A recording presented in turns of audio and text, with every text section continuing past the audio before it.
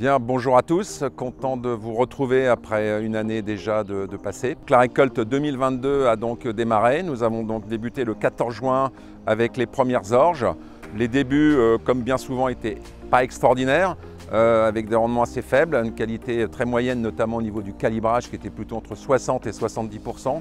Et puis au fil du temps, au fil de l'avancement de la moisson, une nette amélioration.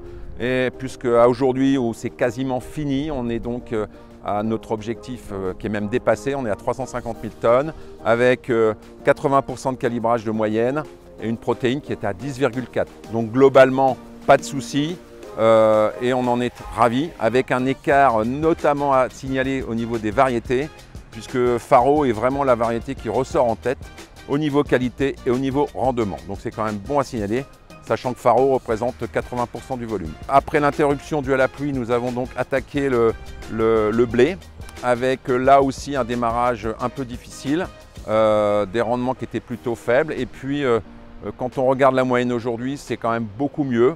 On parle d'une moyenne française autour de 70 quintaux, alors que ce soit l'Atlantique ou que ce soit plus à l'intérieur du pays, nous avons donc des PS qui sont globalement satisfaisants, au-delà de 76, des Hackberg qui ne posent pas de problème, donc on est plutôt rassuré. On a quelques cas de Hackberg un peu faibles à cause des pluies très importantes qu'on a pu avoir dans certains secteurs. Donc les blés, nous en sommes à 15% de récoltés à ce jour, donc il y a encore beaucoup de travail. Et les colzas ont donc démarré également avec, on peut dire, des rendements bons, de moyen à bon, hein, ça va de 30 à 50 quintaux, mais il n'y a pas de rendement très faible, donc ça devrait être une plutôt bonne année. Donc voilà, je vous ai fait un point très rapide sur les 40% déjà collectés. Il en reste encore donc beaucoup.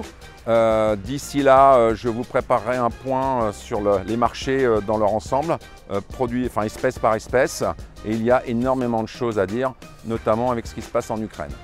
Donc je vous dis à très bientôt, d'ici une dizaine de jours, en espérant que tout se passe bien.